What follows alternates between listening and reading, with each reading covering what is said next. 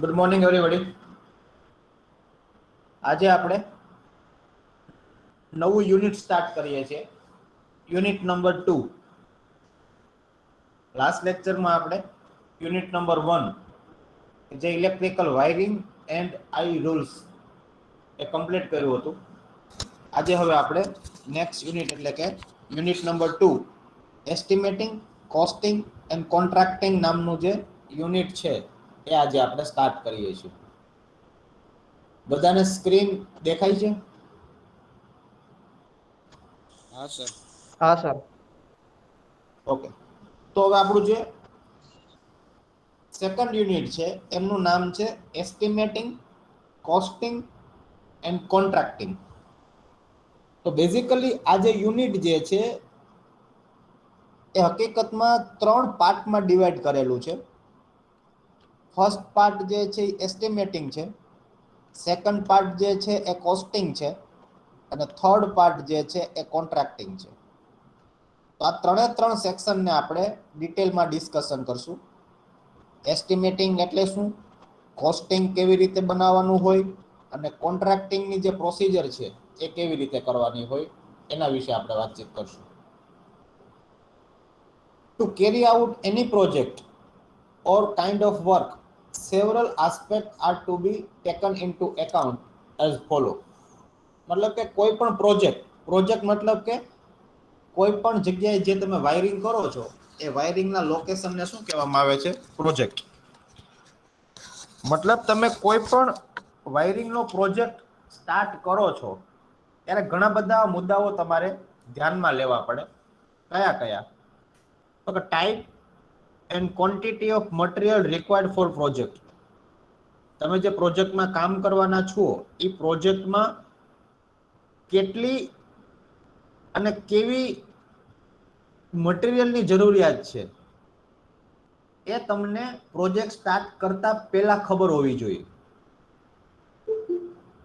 ત્યારબાદ સેકન્ડ છે required type of labour available two carry out your project. મતલબ કે તમારા પ્રોજેક્ટને ચાલુ કરાવવા માટે કેવા પ્રકારના લેબરની રિક્વાયરમેન્ટ છે એ પણ તમને પહેલેથી ખ્યાલ હોવો જોઈએ. મતલબ કેવા માણસો તમારે જરૂર પડશે અને કેટલા માણસોની જરૂર પડશે એ પણ આપણને ખ્યાલ હોવો જોઈએ. ત્યારબાદ time limit to complete project. તમારો જે પ્રોજેક્ટ જે છે એ પ્રોજેક્ટ તમારે કેટલા ટાઈમમાં પૂરો કરવો છે એના આધારે તમારે પ્લાનિંગ કરવું પડે છે. ત્યારબાદ requirements of modern tools and technique. તમારા વર્ક પ્લેસ ઉપર વર્ક કરવા માટે તમારે કોઈ મોડર્ન ટૂલ્સ ટેકનોલોજીનો ઉપયોગ કરવાનો હોય તો એ પણ તમારે પ્રોજેક્ટ ચાલુ કરતા પહેલા એમનું પ્લાનિંગ કરવું જોઈએ. ત્યારબાદ requirement and arrangement of financial aspect. કાર્ય ચાલુ કરવા માટે તમારે ફાઇનાન્શિયલ ફંડ કેટલું જોશે, મતલબ કે તમારે વર્ક કરવા માટે ટોટલ કેટલો ખર્ચો આવશે એ પણ આપણને પહેલેથી ખ્યાલ હોવો જોઈએ. તો બેઝિકલી આપણે ટોટલ આ કોઈ પણ પ્રોજેક્ટ ચાલુ કરીએ છીએ તો ચાલુ કરતા પહેલા આ 5 મુદ્દાઓ વિશે આપણને ઇન્ફોર્મેશન હોવી જરૂરી છે. જેમાં મટીરિયલ, કેટલું મટીરિયલ જોશે અને કેવા પ્રકારનું જોઈએ છે. લેબરની વાત કરીએ તો કેવા પ્રકારના લેબર અને કેટલી સંખ્યામાં લેબર જોઈએ છે. પ્રોજેક્ટ અંદાજિત ક્યારે પૂરો કરવાનો છે. પ્રોજેક્ટમાં વર્ક કરવા માટે તમારે કોઈ ટૂલ્સ અથવા તો કોઈ ટેકનોલોજી અથવા તો કોઈ ટેકનિક્સ અથવા તો કોઈ મશીનની રિક્વાયરમેન્ટ હોય તો એ પણ ધ્યાનમાં રાખવી પડે. અને સૌથી મોસ્ટ ઇમ્પોર્ટન્ટ, તમારું પ્રોજેક્ટને time to time work complete થાય એ માટે તમારે કેટલા રૂપિયાની જરૂર પડશે એ પણ આપણને ખ્યાલ હોવો જોઈએ. તો આ બધી વસ્તુઓ તો ક્યારે ખબર પડે કે તમે તમારો જે પ્રોજેક્ટમાં વર્ક કરવાનું છે એ પ્રોજેક્ટમાં તમે સ્ટડી કરો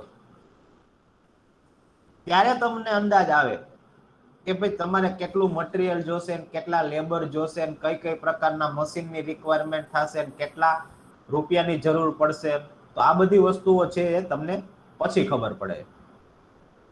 તો એમના માટે તમારે શું કરવું પડે? તો કે એમના માટે તમારે એસ્ટિમેશન કરવું પડે. હવે એસ્ટિમેશન એટલે શું? તો એસ્ટિમેશન નું ગુજરાતી થાય અંદાજ. કે તમારે શું કરવું પડે? અંદાજ કાઢવો પડે. તમે અંદાજ કાઢશો તો તમને ખ્યાલ આવશે કે તમારો પ્રોજેક્ટ કેવા પ્રકારનો છે, એમાં કેટલા મટીરિયલ જોઈએ, કેટલા લેબરની જરૂરિયાત છે, કેવા પ્રકારના લેબરની જરૂરિયાત છે, અથવા તો કેટલા રૂપિયાની જરૂરિયાત છે. તો એ તમને ત્યારે જ ખબર પડે કે તમે તમારા પ્રોજેક્ટનું ઓબ્ઝર્વેશન કરો, તમારા પ્રોજેક્ટનો સર્વે કરો. એમના ઉપરથી તમને ખ્યાલ આવે કે તમારા પ્રોજેક્ટની શું રિક્વાયરમેન્ટ છે. તો સૌથી પહેલા વાત કરીએ એસ્ટિમેશનની. તો એસ્ટિમેશનનો મતલબ શું થાય? Any project or work can not be start without process of estimation. Estimation is the preliminary process for any work or project. શું કહેવા માંગે છે કે કોઈ પણ પ્રકારનું કાર્ય એ એસ્ટિમેશન વગર ક્યારેય પણ ચાલુ કરી શકાતું નથી. તો બીજા શબ્દોમાં કહીએ તો એસ્ટિમેશન જે છે એ કોઈ પણ પ્રોજેક્ટ અથવા તો વર્ક કરવા માટેનું પહેલું સ્ટેપ છે. એસ્ટિમેશન મતલબ કે અંદાજ. તો આ એસ્ટિમેશન જે પ્રોસેસ જે છે એ એટલા માટે ખૂબ જ અગત્યની છે. હવે એસ્ટિમેશનમાં શું કરવાનું હોય? તો કે estimation consider about quantity, material, labour, special machine, tools, site of work, transportation, profit etcetera. મતલબ કે એસ્ટિમેશન કરો તો એસ્ટિમેશન તમારે કઈ કઈ વાતનું કરવું પડે? તો કે કેટલી ક્વોન્ટિટીની રિક્વાયરમેન્ટ છે, કેવા પ્રકારના મટીરિયલની જરૂરિયાત છે, કેવા પ્રકારના લેબરની જરૂરિયાત છે, કોઈ સ્પેશિયલ મશીનની જરૂરિયાત છે કે નહીં, કોઈ ટૂલ્સ તમારે ઉપયોગ કરવાનું છે કે નહીં, તમારે જ્યાં કામ કરવાનું છે એ સાઇટ કેવી છે, ત્યાં ટ્રાન્સપોર્ટેશનની ફેસિલિટી છે કે નહીં, અને આ કાર્ય કરવાથી આપણને અંદાજિત કેટલો નફો મળશે. તો આ બધી વસ્તુઓ આપણે એસ્ટિમેશનમાં આપણે કવર કરવી જરૂરી છે. હવે વાત કરીએ તો એસ્ટિમેશનની ડેફિનેશન શું? અત્યારે આપણે વાત કરી તો એમાં શું કર્યું? એસ્ટિમેશન કોને કહેવાય એ આપણે વાત કરી. એસ્ટિમેશનમાં શું શું કરવાનું હોય એ આપણે વાત કરી. તો એસ્ટિમેશન એટલે શું? તો estimation is the process of forecasting of the probable cost of material, labor, machine, etc. to carry out any project and complete it within prescribed time limit. શું કહેવા માંગે છે ડેફિનેશન? તો કે ભાઈ એસ્ટિમેશન એટલે શું? તો કે તમારા પ્રોજેક્ટમાં ઉપયોગમાં લેવાતા મટીરિયલ, લેબર અને મશીન, આ બધાનો અંદાજિત ખર્ચો અને પ્રોજેક્ટને નક્કી કરેલા ટાઈમે પૂરું કરવા માટેનું પ્લાનિંગ, આ બંને વસ્તુને એસ્ટિમેશન કહેવાય. હવે જે એસ્ટિમેશનની ડેફિનેશન જે છે એ ખૂબ જ ઇમ્પોર્ટન્ટ છે, એક્ઝામમાં ખૂબ જ પૂછાય છે. તો જો આ એસ્ટિમેશનની ડેફિનેશન તમને લોકોને ના સમજાણી હોય તો મને તમે કહી શકો છો, કારણ કે આ ડેફિનેશનને સમજ્યા વગર આગળ વધવું એ યોગ્ય નથી. કારણ કે હવેથી દરેક લેક્ચરમાં આપણે એસ્ટિમેશન વિશે કંઈક ને કંઈક વાતચીત થશે. આખું ચેપ્ટર જે છે એ એસ્ટિમેશન ઉપર બેઝડ છે. તો એસ્ટિમેશનની આ ડેફિનેશનને સમજ્યા વગર આપણે આગળ નહીં વધીએ. સર ટૂંકમાં સમજવું હોય? ટૂંકમાં સમજવું હોય તો તમે જે કાર્ય કરો છો એ કાર્ય કરવા માટે કેટલો ખર્ચો આવશે એનો અંદાજ કાઢવાની પ્રોસેસને એસ્ટિમેશન કહેવાય. રેડી? હા, ઓકે સર. એક લાઈનમાં કેવું હોય તો તમારે જ્યાં કામ કરવાનું છે કામ કરવા માટે અંદાજિત કેટલો ખર્ચો થશે એને કહેવાય એસ્ટિમેશન. દાખલા તરીકે તમારા ઘરમાં કોઈકના મેરેજ છે તો આપણે બધા વડીલો બેસીને નક્કી કરે કે લગભગ મેરેજ કરવા માટે 3 થી 4 લાખનો ખર્ચો થશે. બસ આને એસ્ટિમેશન કહેવાય, અંદાજ કાઢ્યો. રેડી? તો કોઈ પણ કાર્ય ચાલુ કર્યા પહેલા એ કાર્યને પૂરું થતા કેટલો ખર્ચો આવશે, કેટલો ટાઈમ લાગશે, કેટલું મટીરિયલ જોશે, કેટલા મશીન જોશે, કેટલા લેબર જોશે, આ બધાનો ઓબ્ઝર્વેશન એટલે એને કહેવાય એસ્ટિમેશન. રેડી? જેથી કરીને ફાયદો શું થાય કે આપણે અંદાજ કરીને કામ ચાલુ કર્યું હોય ને તો આપણની પાસે એટલું ફાઇનાન્શિયલ સપોર્ટ હોય તો આપણું કાર્ય ક્યારેય પણ પૈસાના લીધે અટકે નહીં. દાખલા તરીકે કોઈ પ્રોજેક્ટ પૂરો કરવા માટે 2 લાખની જરૂરિયાત હોય અને આપણી પાસે 2 લાખ રૂપિયા હોય તો એ કાર્ય ક્યારેય પણ તમે નક્કી કરેલા ટાઈમમાં જ પૂરું થઈ જશે, એમાં એક્સ્ટ્રા ટાઈમ લાગશે જ નહીં. પણ 2 લાખની જરૂરિયાત હોય ને આપણા ખીચામાં 1 લાખ રૂપિયા જ હોય તો 1 લાખ રૂપિયા પૂરા થઈ જાય પછી શું કરવાનું? કામને અટકાવી દેવું પડે. અને કામને અટકાવી દો એટલે શું થાય કે નક્કી કરેલા ટાઈમે તમારો પ્રોજેક્ટ પૂરો થાય નહીં. તો આ એસ્ટિમેશનનો ફાયદો છે. એકવાર પ્રોજેક્ટ ચાલુ થઈ ગયા પછી પૈસાના લીધે તમારું કાર્ય ક્યારેય પણ અટકશે નહીં અને તમે જે ટાઈમે નક્કી કરેલું છે એ ટાઈમે તમારું કામ પૂરું થઈ જશે. બીજી વસ્તુ કે તમારું પ્રોજેક્ટ વર્ક ચાલુ થઈ જશે પછી તમને કોઈ પ્રકારનું ટેન્શન નહીં હોય. અને જો તમારી પાસે ફંડ નહીં હોય તો દરરોજ રાત્રે ટેન્શન આવશે, કાલે પૈસા ક્યાંથી કાઢશું, અથવા કાલે લેબર ક્યાંથી લઈ આવશું, અથવા કાલે મટીરિયલ ક્યાંથી લઈ આવશું. તો એ દરરોજનું ટેન્શન જે છે એ પણ દૂર થાય અને સાથે સાથે આપણું કાર્ય જે છે એ પણ નક્કી કરેલા ટાઈમે પૂરું કરી શકાય. A person who prepare estimation is called estimator. હવે આ જે કાર્ય જે માણસ કરે છે, મતલબ કે મટીરિયલની સંખ્યા નક્કી કરે, મટીરિયલની કિંમત નક્કી કરે, મશીનની રિક્વાયરમેન્ટ નક્કી કરે, તો એ જે કાર્ય જે માણસ કરતો હોય એ માણસને કહેવાય એસ્ટિમેટર. જેવી રીતે બાઇકને રિપેર કરતા હોય એને કહેવાય મિકેનિક્સ, રસોઈ બનાવતો હોય એને કહેવાય કુક. એવી રીતે જે માણસ એસ્ટિમેશન કરતો હોય એને કહેવાય એસ્ટિમેટર. રેડી? તો આ વાત થઈ એસ્ટિમેટર અને એસ્ટિમેશનની. હવે જે એસ્ટિમેશન કરે છે, જે માણસ એસ્ટિમેશન કરે છે એનામાં શું શું નોલેજ હોવું જોઈએ અથવા તો એના માટે કઈ કઈ સ્કિલ જોઈએ કે જેથી કરીને એ સારું એસ્ટિમેશન કરી શકે. તો એ માણસનું પહેલા તો ઇમેજિનેશન પાવર જે છે એ ખૂબ જ સારો હોવો જોઈએ. To estimate some item without actual measurement, this is ability come from experience.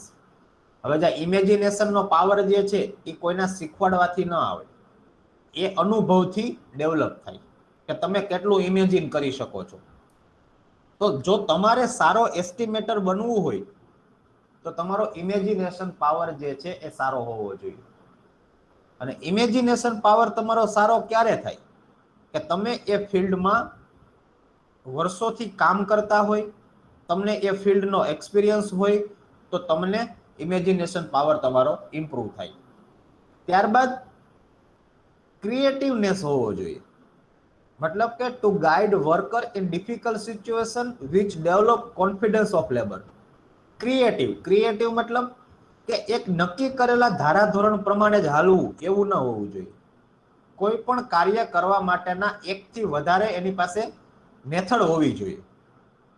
દાખલા તરીકે કોઈ એક લેબર સ્ક્રૂને ટાઈટ કરતો હોય અથવા તો ખોલતો હોય પણ એ નક્કી કરેલા સ્ક્રૂ ડ્રાઈવરનો જ ઉપયોગ કરતો હોય, એનાથી એને તકલીફ થતી હોય તો એના બદલે શું કરવો જોઈએ કે સ્ક્રૂ ડ્રાઈવરના બદલે એક સારું એના માટે સ્યુટેબલ સ્ક્રૂ ડ્રાઈવરનો ઉપયોગ કરે તો એ સ્ક્રૂ ખુલી પણ ઝડપથી જાય, કામ પણ વધારે સરળતાથી થાય અને લેબરનો કોન્ફિડન્સ પણ વધે.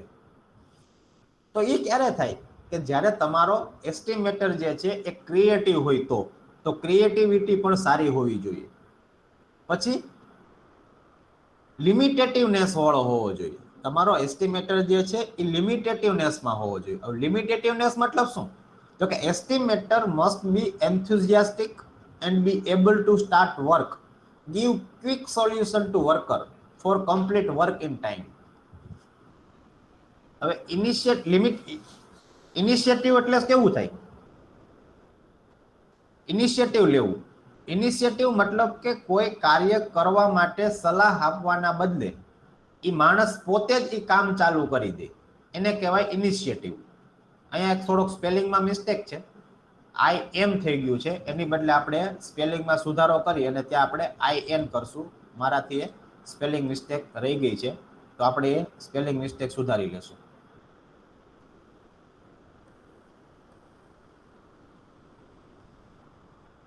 ઓકે, તો તમારો જે એસ્ટિમેટર જે છે એ ઇનિશિયેટિવ લેવો જોઈએ. ઇનિશિયેટિવ મતલબ આગળ આવીને કામ કરવો જોઈએ, માત્ર ચેર ઉપર બેઠા બેઠા ઓર્ડર ના આપવો જોઈએ.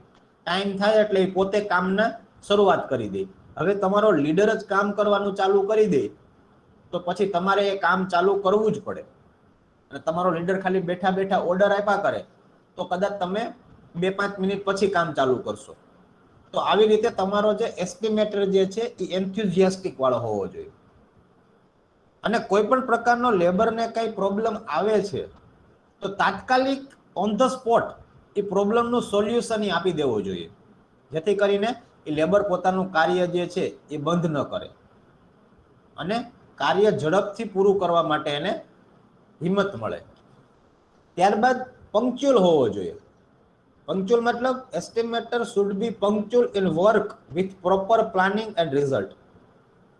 પંક્ચ્યુઅલ મતલબ કે ટાઈમ ટુ ટાઈમ કામ ચાલુ થવું જોઈએ, time to time lunch break હોવો જોઈએ, ટાઈમ ટુ ટાઈમ વર્ક પૂરું થવું જોઈએ અને ટાઈમ ટુ ટાઈમ એને બધી ફેસિલિટી મળવી જોઈએ. દાખલા તરીકે વર્ક ચાલુ કરવાનો ટાઈમ 9 વાગ્યાનો હોય, લેબર બધા 9 વાગે આવી જાય અને તમારો લીડર જ 10 વાગે આવે તો એવું ન ચાલે. તો જે ટાઈમ નક્કી કરેલો છે એ ટાઈમે તમારો એસ્ટિમેટર પણ ત્યાં હાજર હોવો જોઈએ, મતલબ કે પંક્ચ્યુઅલ હોવો જોઈએ. ત્યારબાદ technical knowledge of the project. હવે જે પ્રોજેક્ટમાં કામ કરવાનું છે એ પ્રોજેક્ટનું ટોટલ નોલેજ, ટેકનિકલ નોલેજ એ તમારા એસ્ટિમેટરને હોવું જોઈએ. હવે એને જ ખબર ન હોય કે કેટલા લેમ્પ લગાડવાના છે, કેટલા ફેન લગાડવાના છે, કેટલા સ્વિચ બોર્ડ લગાડવાના છે, કેટલા સોકેટ લગાડવાના છે, તો પછી લેબરને ખબર પડી જશે કે આપણા લીડરમાં જ કઈ કાઢી લેવાનું નથી. તો એ પણ એના કાર્યમાં ધીમે ધીમે પ્રોસેસથી કાર્ય કરશે અને તમારું કામ જે છે એ નક્કી કરેલ પ્લાનિંગ પ્રમાણે તમારું કામ નહીં થાય. બરોબર. ત્યારબાદ તમારો જે એસ્ટિમેટર જે છે એને બધા નિયમોની પણ ખબર હોવી જોઈએ.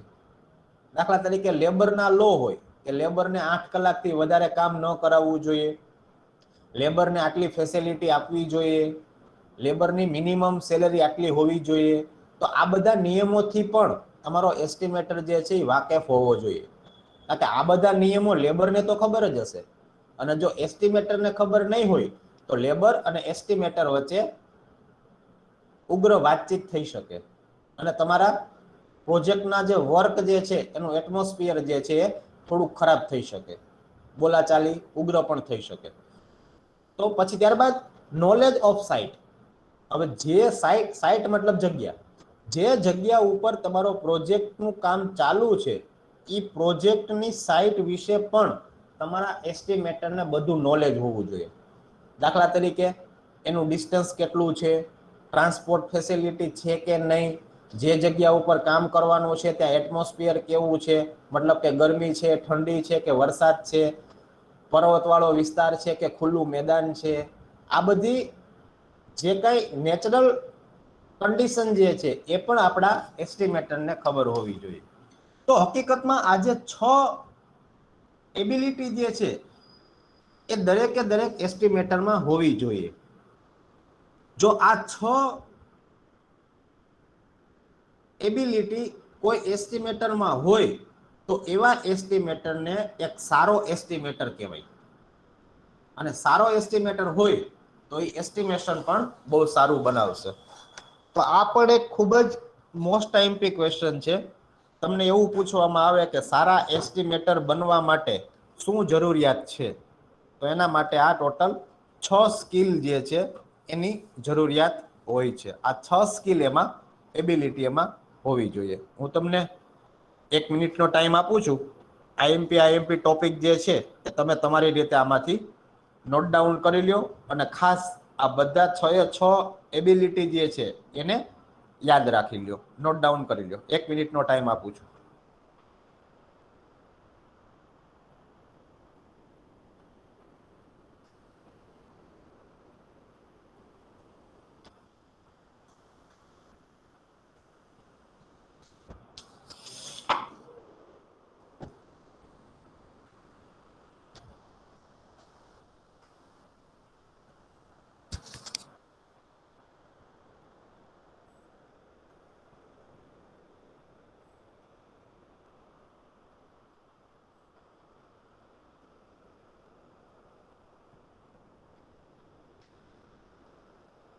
લખાઈ જાય એટલે કોઈ એક વિદ્યાર્થી મને જાણ કરજો.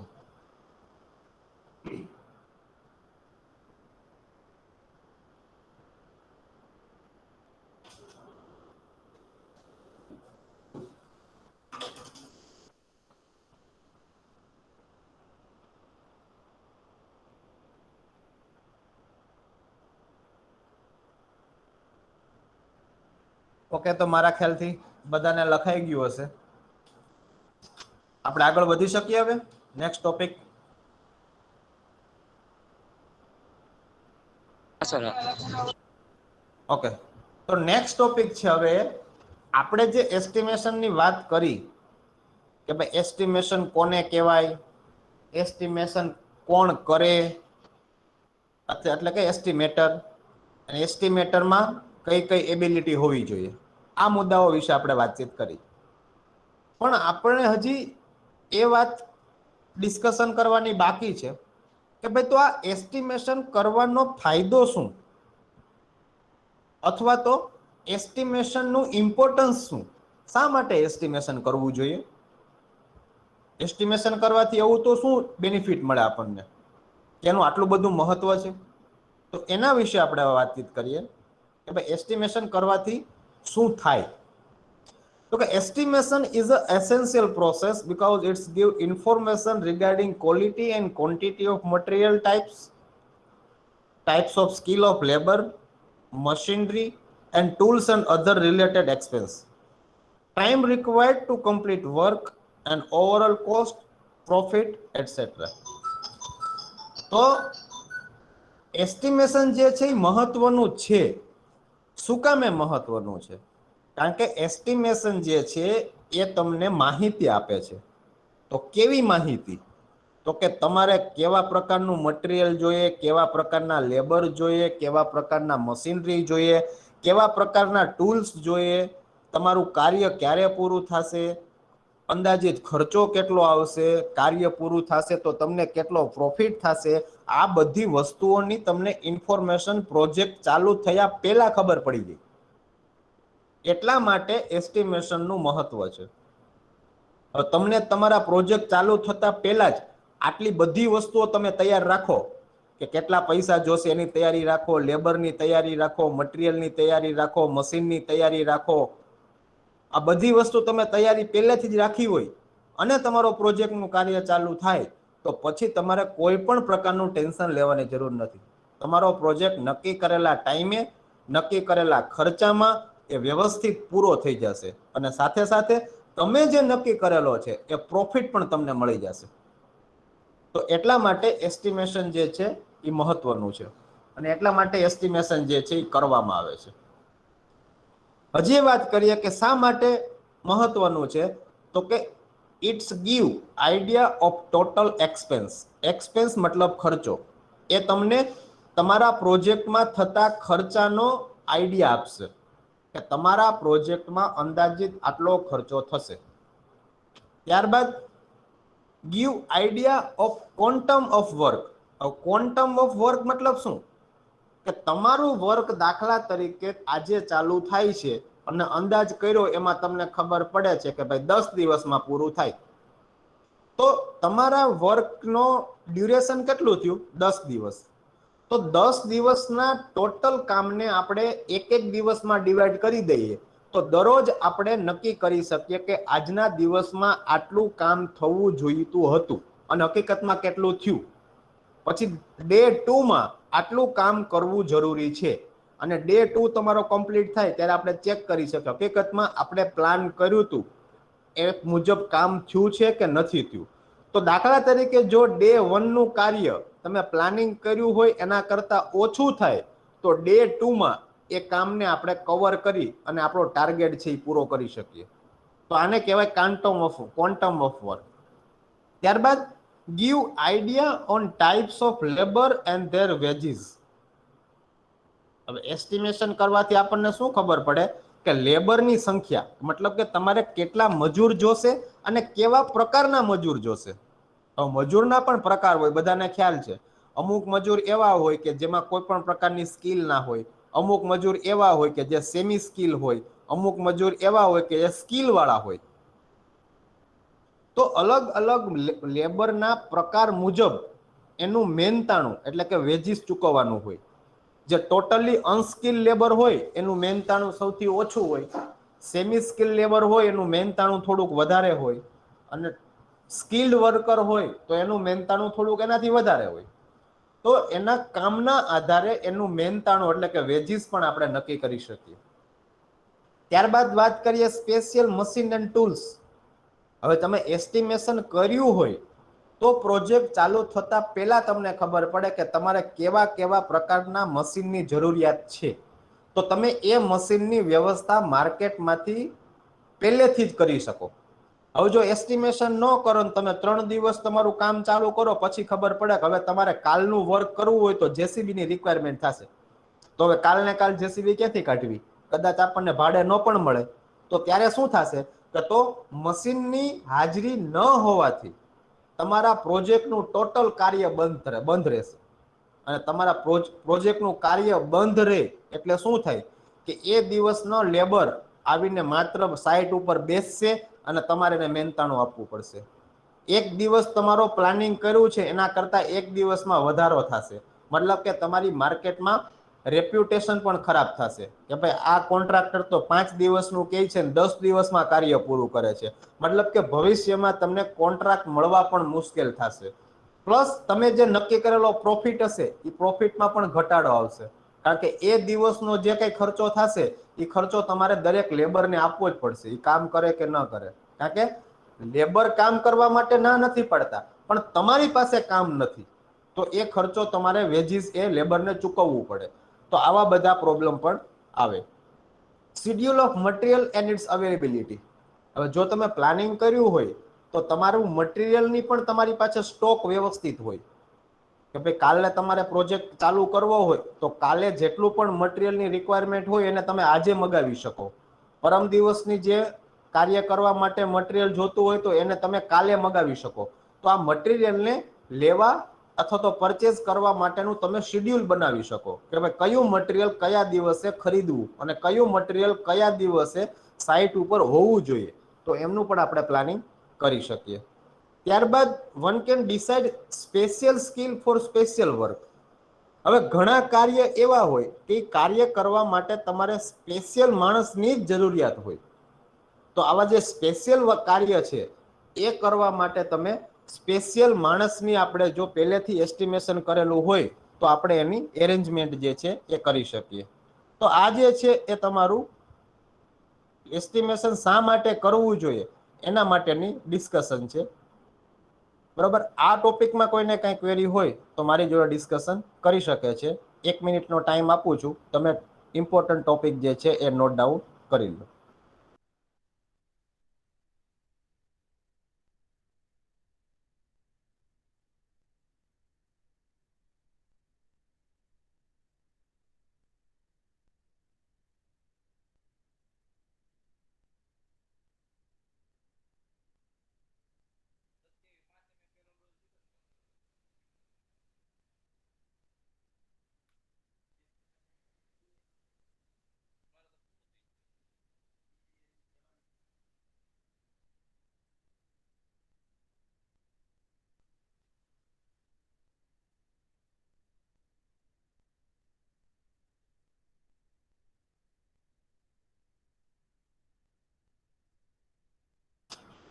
ઓકે, તો આજનો લેક્ચર જે છે આપણો એ અહીંયા આપણે પૂરો કરીએ છીએ.